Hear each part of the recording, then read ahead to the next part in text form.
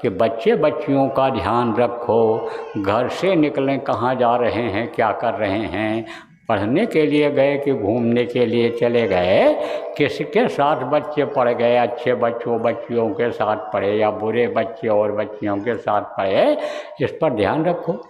अब जब बिगड़ जाते हैं, हाथ से निकल जाते हैं, हर बात का विरोध करते हैं, जिद करते हैं, मरने मिटने का आनी समझो कि जब धौंस देते हैं, तब आप आकर के कहते हो है कि लड़का नहीं मान रहा है, लड़की बात नहीं सुन रही, सब मनमाना कर रहे हैं घर वाले।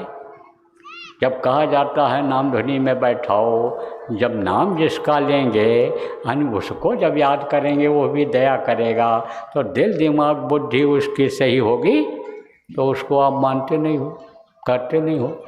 तो मैं तो भैया किसी का सुनने वाला नहीं हूँ, कुछ नहीं। अब तो आप जानो, आपका काम जाने।